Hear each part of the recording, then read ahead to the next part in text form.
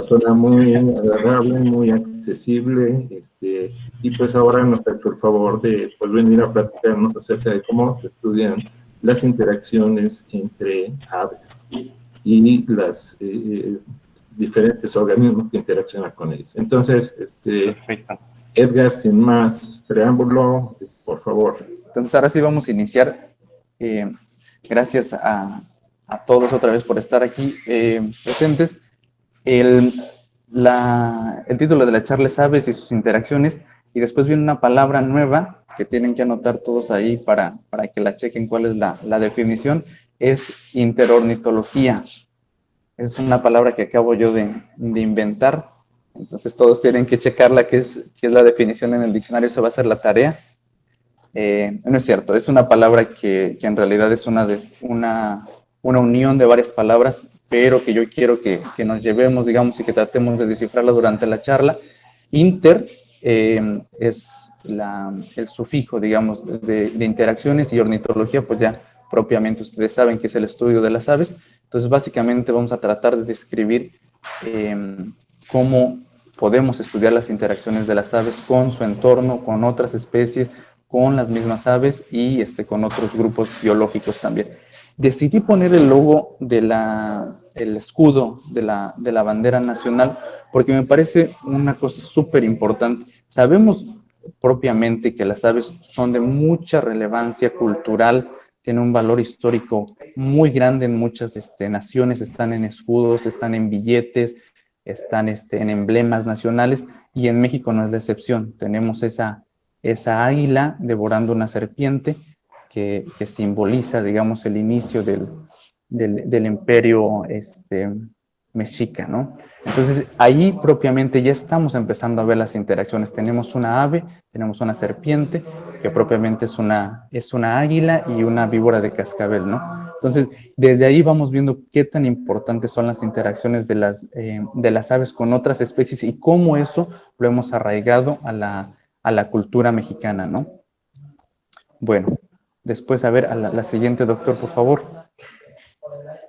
Ok, parte de esas interacciones no son solamente aisladas, digamos, no son solo una águila y una serpiente. En realidad, como se muestra en ese gráfico, tenemos un montón de especies interactuando. Podemos tener aves, podemos tener insectos, podemos tener flores, frutos, hongos, bacterias, anfibios, mamíferos interactuando. A todo esto le podemos llamar la conectividad de la naturaleza. Esas especies no están aisladas, no son entes que están separados, que son estáticos. En realidad son entes con un potencial de dinamismo enorme, ¿no? Entonces van a estar interactuando con varias especies a la vez en un contexto de espacio y de tiempo.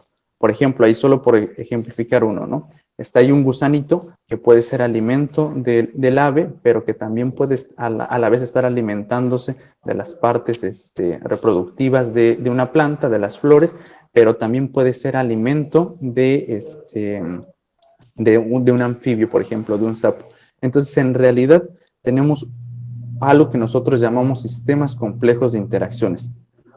Un cúmulo, un complejo de especies interactuando en diferentes espacios, pero también en diferentes tiempos y de manera dinámica. Es decir, por ejemplo, las plantas y los insectos no todo el tiempo están interactuando de la misma manera. Es importante que chequemos ese detalle. Ahorita, por ejemplo, en un estado larval, esa mariposa va a estar alimentándose como un herbívoro, va a estar interactuando como un herbívoro con esa planta, va a estar alimentándose de ella. Pero cuando esa mariposa esté en un estado adulto, en realidad va a estar actuando como un polinizador. Entonces vamos a invertir el dinamismo, o vamos a invertir la cualidad de las interacciones, de ser una interacción negativa donde hay herbivoría a ser una interacción positiva. Entonces, digamos, eso es solo un pequeño ejemplo de cómo todas las especies estamos interactuando. Si no interactuáramos con ninguna especie, en realidad no podríamos hacer frente a los retos de la naturaleza, ¿no? Incluso nosotros, ¿no? Siempre estamos interactuando, tenemos en nuestro intestino también bacterias que nos están ayudando a hacer digestión, tenemos en nuestra piel algunos ácaros, tenemos interacciones que nos ayudan a hacer frente a estos retos que les decía de la naturaleza. Entonces, en realidad, todo este dinamismo de las especies, de estas interacciones, están dirigiendo cómo se desarrollan los procesos ecológicos y también hacia dónde va la evolución de las comunidades ecológicas, ¿no? Entonces están todo el tiempo golpeando las especies y entonces las están orillando a que hagan digamos, a que la evolución o la adaptación las oriente hacia un lado o hacia otro. Y ahora vamos a la siguiente, por favor. Entonces, ya vimos que la mayoría de las especies están relacionadas unas con otras en diferentes contextos. Entonces, tenemos solo una lista, solo por mencionar algunos, digamos, de los grupos biológicos con los que pueden interactuar las aves, y trataré de hacer mención de manera rápida de qué manera interactúan, ¿no? Entonces, por ejemplo, tenemos primero a los reptiles, propiamente el caso otra vez del águila y que está devorando una serpiente, ¿no? Esa es la primera tipo, digamos, de interacción. Después con los mamíferos tenemos muchos casos de lechuzas que se alimentan de roedores. Tenemos casos también de águilas arpías, por ejemplo, que se alimentan de pequeños mamíferos. Entonces, digamos, ahí está una interacción. Con las plantas tenemos algo muy curioso. Tenemos especies que son polinizadoras, que se comportan como mutualistas. Ahorita vamos a ir dirigiéndonos hacia ese sentido, mutualistas y antagonistas. También con las plantas tenemos un proceso de herbivoría. Hay aves que son estrictamente folívoras, por ejemplo. Ahí tenemos el caso de los gallitos de la pradera, que es la primera imagen. Esa ave con esa protuberancia, digamos, ahí en el pecho, es un macho de una especie de gallito de la pradera. Entonces, son estrictamente folívoras, se alimentan propiamente de foliolos de las plantas, de hojas. Entonces, ahí están las interacciones con las plantas. Con otras aves, pues propiamente la competencia, ¿no? Vamos a ver más adelante casos donde aves están interactuando con otras por obtener una pareja en los cortejos de las aves de caza que atacan otras aves, ¿no? Y se alimentan de ellas.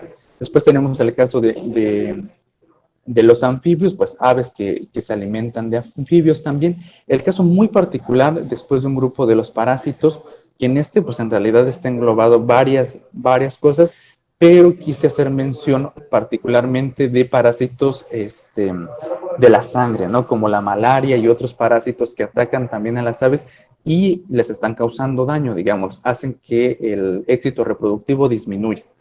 Después tenemos virus también, virus en la sangre de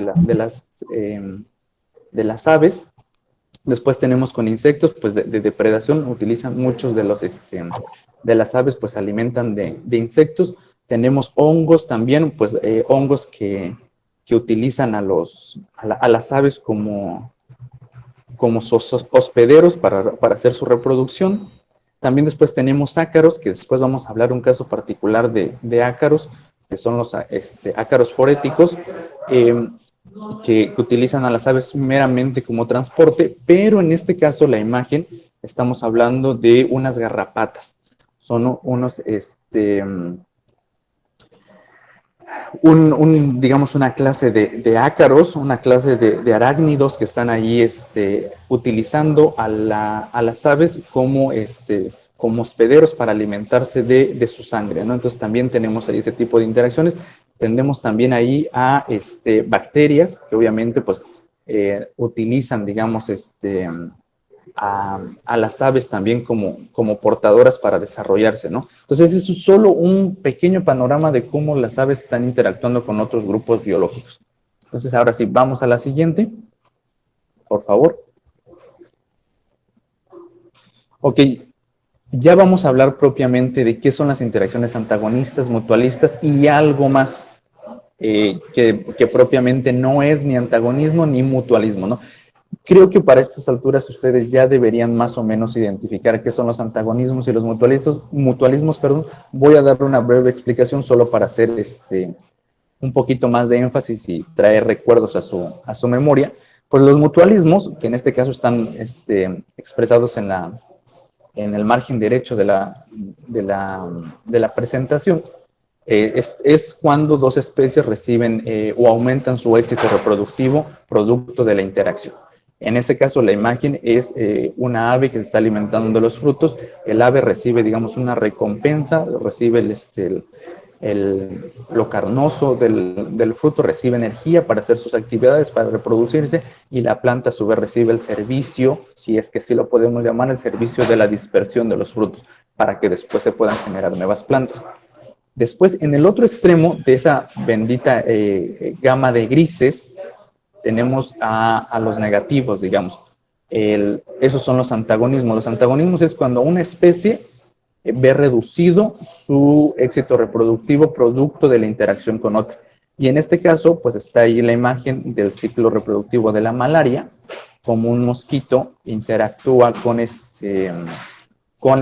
digamos, con una especie de ave, cómo se alimenta de su sangre, pero al alimentarse deja un virus en su sangre, y entonces el virus se sigue replicando, ¿no? Entonces, en realidad, tenemos una interacción donde el ave está perdiendo y el virus está ganando, porque gana éxito reproductivo y reproducción, ¿no?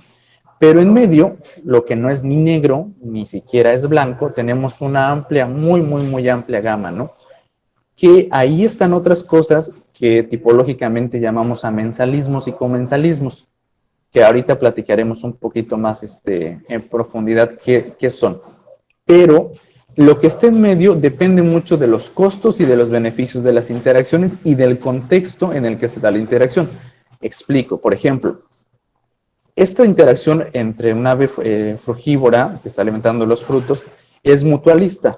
Ambas reciben un beneficio, pero puede ser que, dado el contexto, en algún momento el ave perciba que los frutos ya no están siendo de mucha calidad y que en realidad está siendo, digamos, como ese servicio de la dispersión, pero sin recibir los beneficios que ella estaba, como digamos, esperando, si es que lo podemos mencionar así.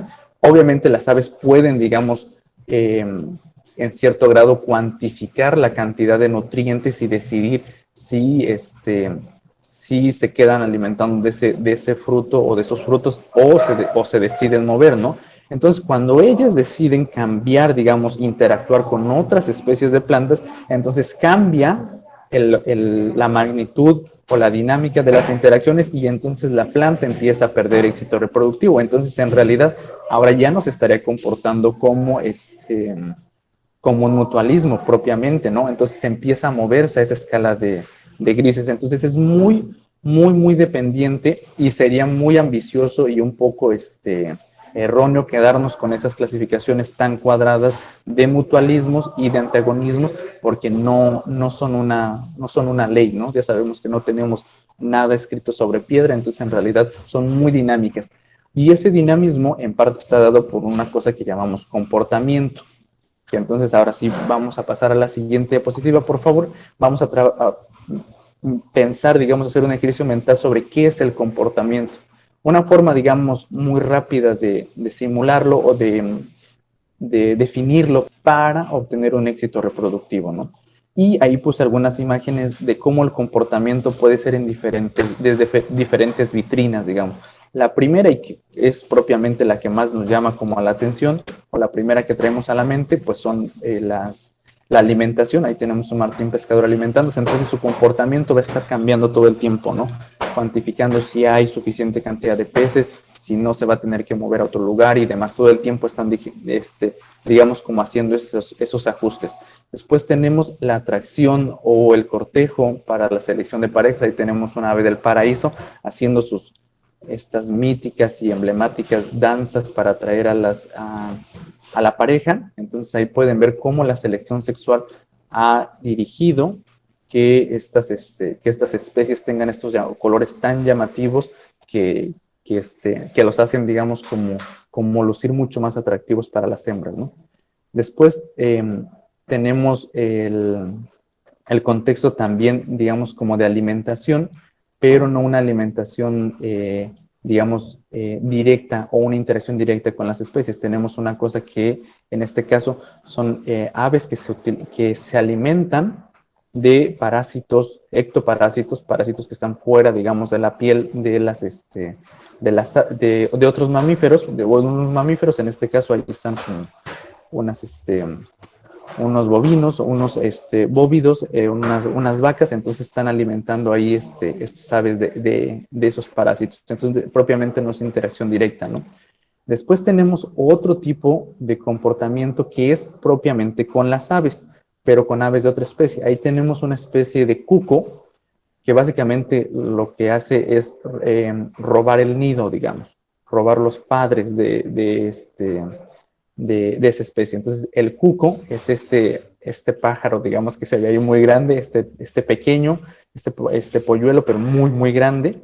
Entonces, lo que hacen los padres de ese polluelo, quitan los huevos del otro pájaro, de ese otro pajarito que está allá al lado, y entonces el pájaro madre, digamos, que está allí alimentando al cuco, bebé, en realidad piensa que el cuco es su hijo, o digamos, la dinámica de reproducción lo orilla a que considere que ese es su hijo, y entonces lo está alimentando, en realidad, entonces los padres no utilizan, digamos, nada de recurso, no invierten recurso en alimentar a sus hijos porque van y se los dejan como en adopción, digamos, obligada a otros padres, ¿no? Entonces, en realidad es muy interesante cómo ese comportamiento se ajusta, digamos, a las condiciones energéticas que son tan importantes aquí, ¿no? Para el éxito reproductivo.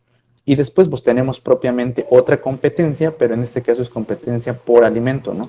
Tenemos como una paloma está ahí compitiendo con un gorrión, y están compitiendo por alimento. Entonces, también la competencia, digamos, está regulada por este comportamiento, ¿no? Entonces, ahora vamos a pasar a la siguiente diapositiva, por favor. Ahora tengo algo que es justo como la mitad de la presentación y que me pareció como súper importante. Espero que pueda llegar el mensaje.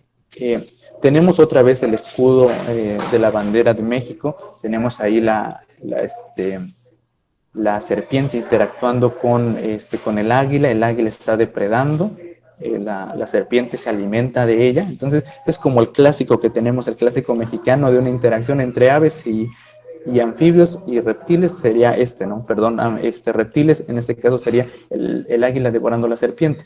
Pero después tenemos otra versión, que es una versión iraní de esa interacción, que aunque no es propiamente con un águila, está interesante. Entonces ahora le voy a pedir al doctor Raúl, que vayamos a ver un videíto que no dura más de 2 minutos, pero me parece como muy, muy, muy importante. A ver si ustedes, si el video logra captar su atención. Les doy más o menos el contexto. Esta es una serpiente de Irán. Ahí vamos a pausarlo, doctor, tantito. Básicamente, cuando los investigadores vieron esto, dijeron, no, pues seguramente es una serpiente que tiene pues una protuberancia, alguna mutación genética, algo pasó ahí con la serpiente y pues parece una protuberancia, pero después empezaron a encontrar más ejemplares. Entonces dijeron, bueno, pues es una serpiente que tiene una protuberancia extraña, la describieron como nueva especie y bueno, pues ya. Entonces miren cómo la serpiente, pongan mucha atención cómo mueve la serpiente la protuberancia final de su cola, ¿no? Vamos.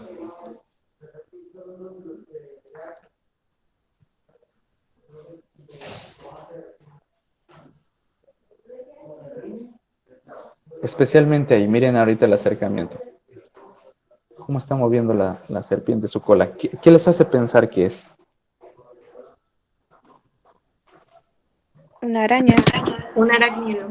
Definitivamente, exactamente. Bueno, pues ahí sigue, mire, coqueteando con su,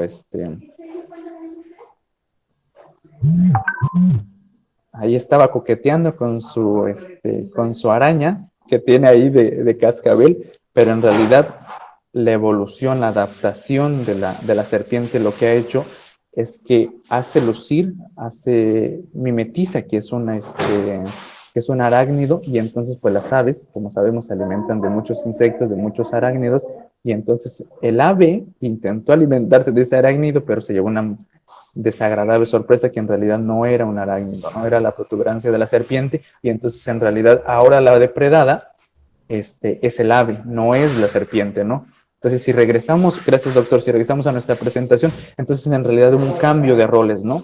Y todo el tiempo está dándose esto, ¿no? Si empezamos a buscar mucho más en la literatura, vamos a empezar a ver estos cambios de roles. Especialmente este caso me parece así, a mí súper impactante. Yo cuando lo descubrí dije, no, qué cosa tan impresionante cómo la adaptación, la evolución nos ha llevado a este tipo de cosas. Entonces les decía, estas interacciones todo el tiempo están regulando, están dinamizando la evolución de las comunidades ecológicas, ¿no? Y entonces les digo, ahora el ave pasó de ser el victimario a, como dice el meme, pasó a ser la víctima. Y bueno, vamos a la siguiente, para darle un poco de prisa, a la siguiente diapositiva. Ok, ya tengo mis interacciones, tengo un interés genuino por averiguarlas, por investigarlas, por cuantificarlas, pero entonces, ¿cómo empiezo a ordenar, digamos, en mi mente esa cuantificación, no? Sabemos que en realidad tenemos no solo individuos, no solo poblaciones, en realidad tenemos una comunidad con un montón de poblaciones de diferentes especies, ¿no? Que estaría representando esa maquinita dispensadora de dulces, de chicles, como lo quieran, o de canicas, como quieran llevarlo a su mente, ¿no? Entonces, en realidad está todo agrupado ahí, y cómo le empiezo a dar un poco de orden, ¿no? Porque pues es difícil, digamos, que es muy ambicioso que yo quiera cuantificar o investigar todas las interacciones, ¿no? Entonces, la primera, digamos, clasificación mental que para mí funciona muy bien es, quiero estudiar las interacciones a nivel, digamos, de un individuo, quiero averiguarlas a nivel de población o a nivel de comunidades, ¿no? Entonces, el individuo, pues, sería esa caniquita azul, que propiamente serían casos como muy particulares, por ejemplo, bueno, que en el caso ahí de las lechuzas y de las agragrópilas que excretan, digamos la palabra no sería excretas, que será que regurgitan, quizás será la palabra más correcta, ¿no? El término técnico. Entonces, si quisiera averiguar el nivel de individuo, pues entonces digo, bueno, pues voy a seguir a ese individuo y voy a estar monitoreando qué tiene, de qué está compuesta las agragrópilas, ¿no? Recordar a lo mejor si alguien, pensar que para ahorita ya conocen más o menos bien cómo funciona esto de las agragrópilas.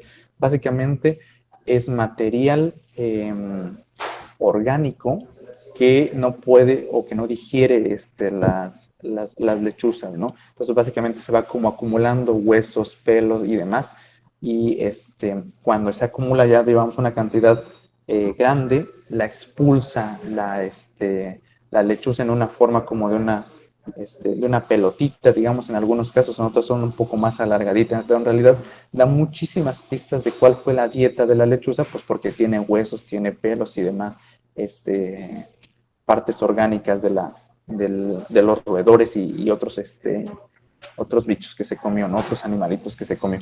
Entonces, si yo quiero averiguarlo a nivel de individuo, pues entonces le doy monitoreo, pues estoy monitoreando continuamente las agragrópilas de un solo individuo.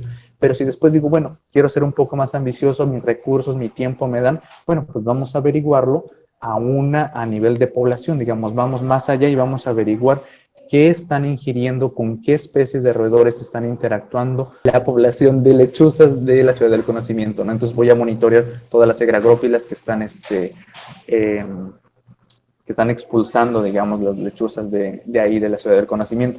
Pero después, si soy muy terco, si soy muy ambicioso, si tengo mucho dinero, mucho tiempo, mucha pasión, digamos, pues entonces ahora voy a averiguar todas la información de las interacciones de toda una comunidad, que serían las poblaciones de diferentes especies de lechuzas, con todos los roedores, con todos los animales que están ingiriendo, ¿no? Entonces sería como una primera clasificación de cómo voy a cuantificar, cómo voy a analizar las interacciones de las aves en este caso, con los grupos de roedores, ¿no? De los que se van a alimentar. Entonces es una primera. Después, vamos a la siguiente diapositiva. Entonces, ahora vamos a otra forma, digamos, de catalogar las interacciones, o de tratar de organizar nuestra proyección de un proyecto, ¿no? Tenemos espacio y tiempo. Básicamente, pues el espacio se ubica muy bien, ¿qué es, no? Pueden ser metros cuadrados, hectáreas, un sitio, un bosque, puede ser una ANP también, puede ser un corredor biológico, un paisaje, digamos que sería el conjunto de varios fragmentos de ecosistemas ahí juntos, pero también puede ser un gradiente altitudinal y latitudinal, ¿no? Entonces quise poner ahí estas famosas muñequitas rusas para ver que en realidad, por ejemplo, la más pequeñita, si es que nosotros estamos hablando de metros cuadrados, en realidad después cabría dentro de las hectáreas, y después eso cabría dentro de un sitio, y después ese sitio estaría dentro de un bosque, digamos. Entonces, en realidad, el espacio y el tiempo generalmente pueden ser autoguardables, digamos, si me permiten el término, dentro de otra categoría, ¿no? Y eso es en el caso del espacio, esos ejemplos, pero en el caso del tiempo también, ¿no? Puede ser que investiguemos las interacciones en horas, puede ser en la mañana y en la tarde, para el caso, por ejemplo, de las aves nectarívoras, días, meses, temporadas, años o incluso un grupo de años, ¿no? Un conjunto de años. Entonces, básicamente, hasta ahí tendríamos ya 3 tipos, digamos, como de categorizaciones o de cosas, de detalles que yo debo considerar para cómo averiguar las interacciones, ¿no? Cómo analizarlas. Espacio, tiempo y si quiero trabajar por individuos, poblaciones o comunidades, ¿no? Y ahora vamos al siguiente. ¿Qué necesito para cuantificarlas? Muy rápidamente, ustedes ya más o menos saben. No sé si por práctica, porque ahora con estas cosas de la pandemia, por el COVID, a lo mejor no les ha tocado verlos, digamos, físicamente, pero tenemos, pues generalmente se utilizan redes ornitológicas para hacer capturas de las aves. Las cosas que tienen que ver, por ejemplo, con malaria y demás, pues obviamente ocupan equipos de laboratorio para hacer los frotis y demás de las muestras de sangre. El indispensable que todo ornitólogo tiene que traer así cargando como la Biblia, los religiosos, pues nuestras guías y nuestros binoculares. Después aquí en la sección de abajo, pues una cámara, depende las condiciones y la situación, digamos, económica de cada quien, pero casi siempre es muy, muy recomendable tener una cámara para ir teniendo evidencia, digamos, de las interacciones de las aves con otras especies. Después tenemos unas cámaras trampa que últimamente se han puesto mucho de moda y ayudan muchísimo, muchísimo, muchísimo, ¿no? Especialmente para las interacciones, por ejemplo, de frutos con de aves frugívoras, ¿no? ¿Qué ave se está alimentando de qué frutos, en qué frecuencia lo hace y demás, ¿no? Y después, que al paso que vamos, digamos, por la situación mundial actual, pues ese es un dron de un colibrí. Entonces, en este caso, el dron del colibrí está siendo utilizado para monitorear poblaciones de mariposa. Ahí se alcanza a ver un poco de las mariposas monarcas, pero en realidad no estamos tan lejos de que eso llegue a ser una realidad, digamos, de que utilicemos drones para hacer estudios también de aves, ¿no? Ahí nada más lo dejo para aquellos que son muy, muy gustosos de la tecnología y demás, pues que próximamente tendremos entonces estudios utilizando drones, ¿no? Y bueno, vamos a seguirle para no hacer muy larga la charla. Ahora viene un spoiler alert, como ahora dijera el meme, como utiliza la chaviza, el spoiler alert.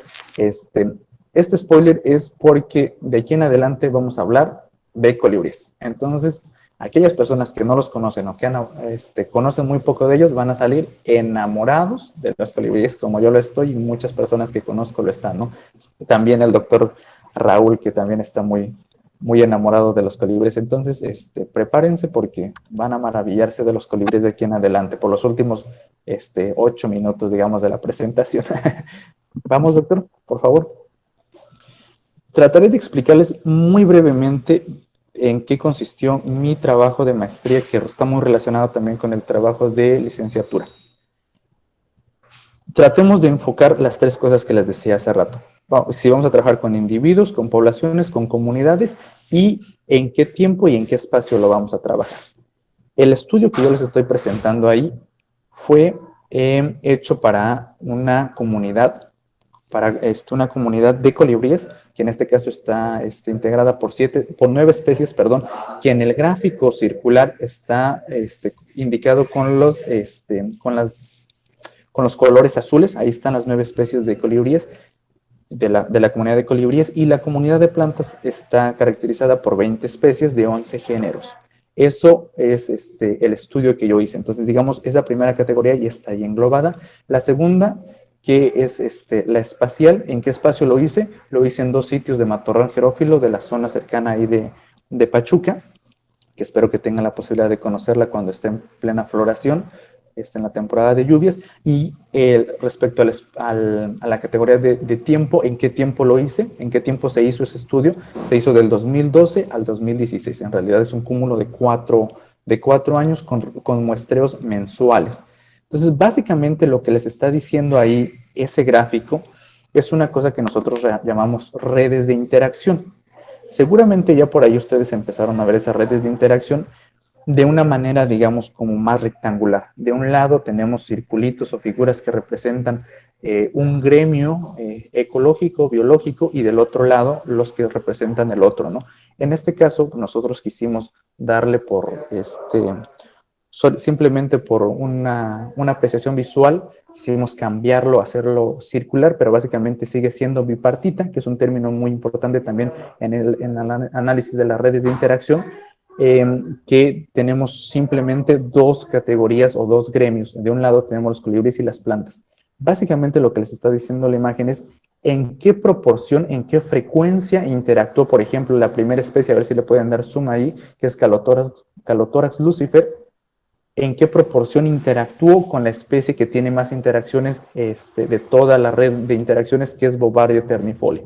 Entonces podemos ver que en el caso del primer ejemplo es por ahí de 30 veces. De todas las interacciones, esa es la interacción más robusta. Digamos, de todas las interacciones que yo vi, que yo estuve revisando en campo con mis binoculares y todo, esa es la interacción mucho más robusta. Entonces, de esas interacciones, de ese enramado, de ese hilado, digamos, de interacciones entre plantas y colibríes, podemos sacar ciertos análisis. Podemos averiguar qué tan, un término es qué tan robustas, es decir, qué tan fuertes, qué tan propensas son a cambios si le voy quitando especies, digamos. Hay algunas especies que, como podrán ver al final, digamos, donde se une las especies de plantas de colibríes en el fondo del gráfico, que en realidad quizás si las quito, en realidad no me muevan mucho la dinámica de las especies, ¿no? Entonces es bien importante, ahora se ha desarrollado toda una teoría de redes para analizar estas interacciones que en realidad van mucho más allá de ser algo sencillo. Les digo, tenemos una comunidad completa de plantas y una comunidad completa de colibríes en dos espacios distintos y en un tiempo muy diverso, muy dinámico, ¿no? Que son 4 años. Entonces vamos a la siguiente diapositiva, doctor, por favor. Entonces, básicamente, una de las preguntas iniciales de mi trabajo de maestría era averiguar cuál fue la condicionante o el factor que determinaba cómo interactuaban las especies. Es decir, ¿qué determinó que yo interactuara, por ejemplo, con mis amigos en Facebook? Ah, bueno, pues a lo mejor interactúo más con los que tenemos gusto por el fútbol. Ah, pero a lo mejor interactúo más con los que, en mi caso, por ejemplo, les gusta la danza folclórica. Ah, bueno, pero también interactúo mucho con los que les gusta mucho la reforestación, por ejemplo. Entonces, en realidad, eso es súper importante y nosotros queríamos averiguar cuál era el componente, el factor que estaba determinando cómo se interactuaban, cómo se hacía esa organización de interacciones. En este caso es la fenología, que está hasta abajo, que en todos los 4 años fue el factor más importante. Básicamente, ¿qué es la fenología?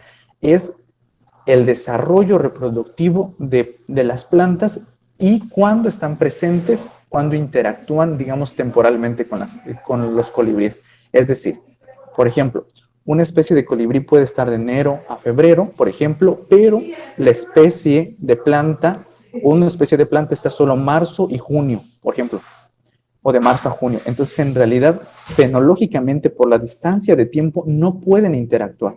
Entonces, sin que yo fuera a campo, podría tratar de definir qué interacciones se van a dar con quién, simplemente por cuándo están presentes en el ambiente.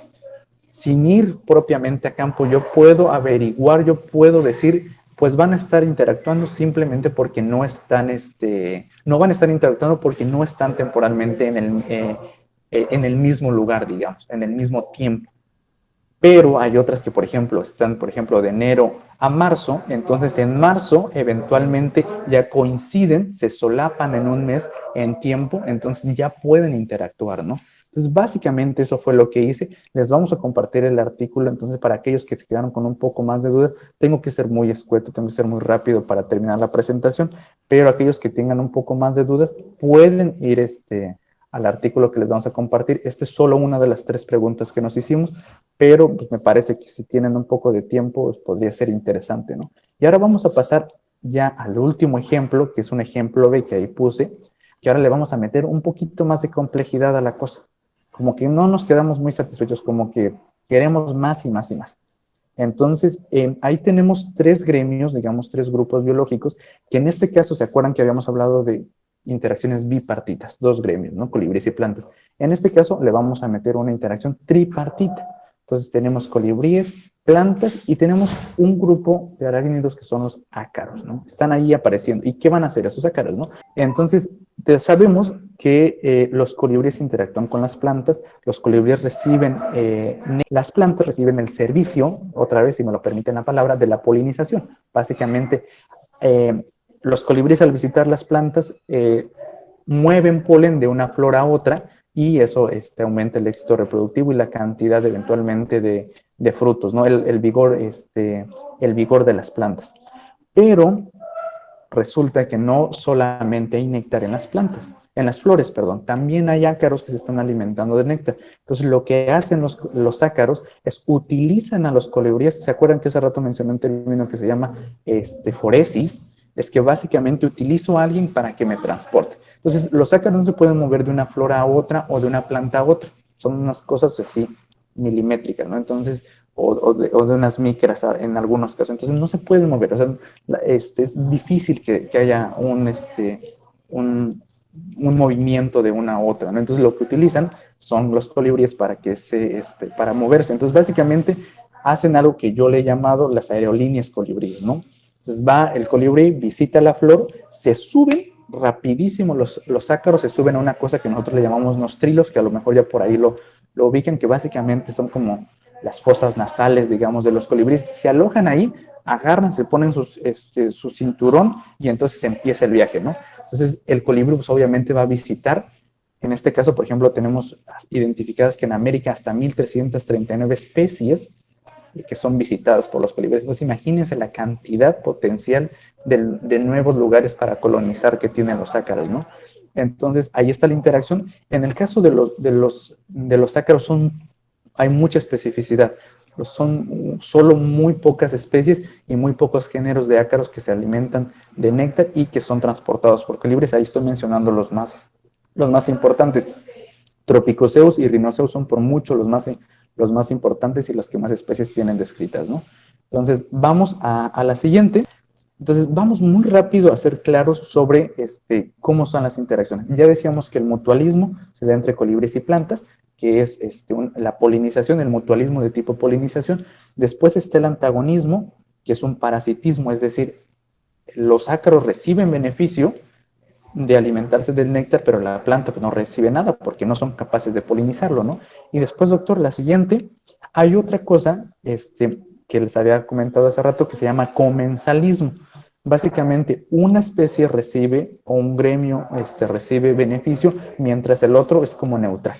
Entonces, en este caso, el colibrí transporta los ácaros, pero en realidad como que pues, transportarlos ni le afecta bien, o sea, ni le afecta ni le va bien ni mal, ¿no? Digamos, pero a los ácaros sí les beneficia mucho porque entonces son nuevos sitios para colonizar, ¿no? Entonces, a la siguiente, doctor. Entonces, aquí, este es un trabajo que en realidad estamos avanzando, digamos. Lo comencé cuando estaba al término de la licenciatura. Por ahí tuvimos unos chicos del verano de investigación, que es un programa maravilloso de la Academia de Ciencias Mexicana, que básicamente hace estancias de jóvenes que están en la licenciatura, se mueven a otras universidades. Entonces, es un trabajo que apenas iniciamos, ¿no? Pero es súper interesante. A mí me parece una cosa maravillosa y espero que me dé la vida para poder descubrir un poco, para averiguar. Entonces, ahí ahora sí tenemos, digamos, una interacción o una red de interacciones bipartita. Entonces, les decía, en este caso, los puntos rojos son las especies de planta. En el caso de las especies, o los puntos azules, son las especies de colibrí. Pero en realidad, cuando vamos a conjuntar todas las interacciones de esta enorme comunidad de 3 gremios tripartita, en realidad vamos a tener 3 tipos de esas interacciones. Una donde estén plantas y colibríes, que sería el mutualismo, que le ponemos palomita porque ya sabemos más o menos cómo funciona en algunos casos. Después el comensalismo, que sería de un lado tenemos los ácaros y de un lado tenemos los colibríes, es decir, qué ácaros son transportados por qué colibríes, y de ese no sabemos. Básicamente estamos en pañales de eso, no sabemos. Bien, hay un poco de información, pero no sabemos qué ha pasado sobre eso, ¿no? Cómo se dan esas interacciones. Después tenemos el antagonismo, que es qué especies de ácaros se alimentan del néctar de qué especies de plantas, ¿no? Y tampoco sabemos en realidad mucho, ¿no? Entonces, en realidad tenemos un campo grandísimo en este tipo de interacciones tripartitas, que no es el único caso. Obviamente yo estoy mencionando a los colibríes y ácaros y plantas porque yo los amo, los adoro, pero en realidad hay muchos casos de interacciones tripartitas que están ocurriendo en la naturaleza y sabemos realmente poco, ¿no? Entonces, en este caso es solo como la reflexión a invitarlos a pensar que realmente las interacciones no se dan de un individuo con otro simplemente. En realidad está afuera todo un cúmulo de interacciones ocurriendo enfrente de nosotros y muchas veces tenemos que pulir, digamos, nuestros ojos nosotros como ornitólogos. El agradecimiento, una disculpa, digamos, me extendí un poco, digamos, ahí también por la falla técnica, pero soy totalmente abierto a preguntas, doctor. Si alguien, no sé cómo estemos de tiempo, a lo mejor por ahí tenemos espacio para 2, 3 preguntas, el doctor nos dirá. Y si no, le voy a pedir al doctor que les haga favor de compartirles mi correo. Pueden escribirme, estoy totalmente abierto. A veces ando ocupado con otras cosas, pero pueden escribirme si tienen alguna duda, ¿no?